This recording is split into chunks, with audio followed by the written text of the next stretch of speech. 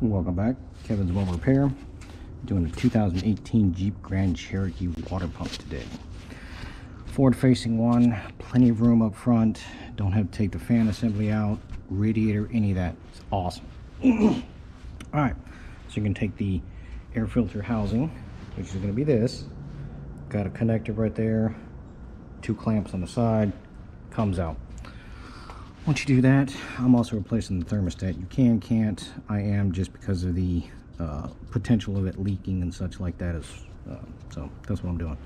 Hose clamp here, connector here, 310s, hose clamp right here, whole assembly comes off. That's what the new one looks like, or the old one looks like. Next, so with the thermostat being off, you got plenty of room to take off the other bolts on the side, or you can use a long extension. Either way, that's fine. The housing here comes off.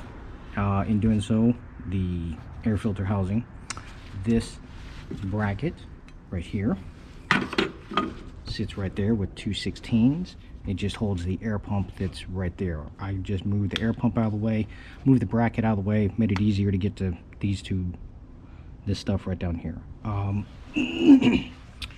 Water pump hose, you got return right there, lower radiator hose, just some simple hose clamps. Then the water pump has 3 different bolts. You got 2 15s, 1 16, and the rest 10s. Now 15, 15, 16, and then everything else is 10s that you see here.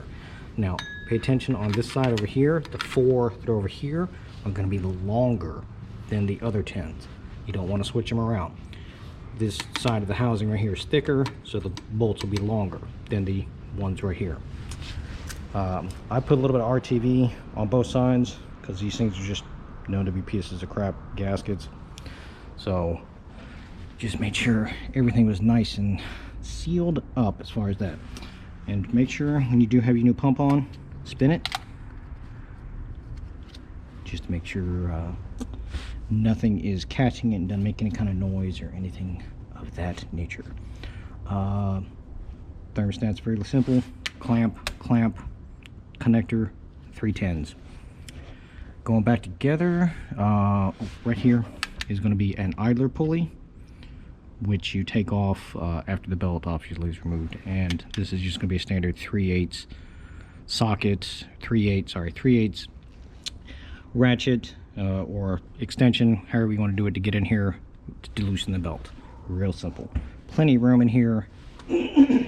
Nothing of the radiator or fan needs to come out. It's awesome. Plenty of room.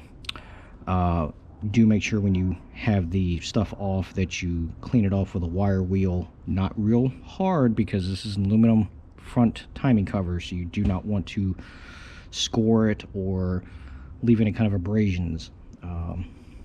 Otherwise you're replacing the timing cover. But any questions or comments, please feel free to let me know.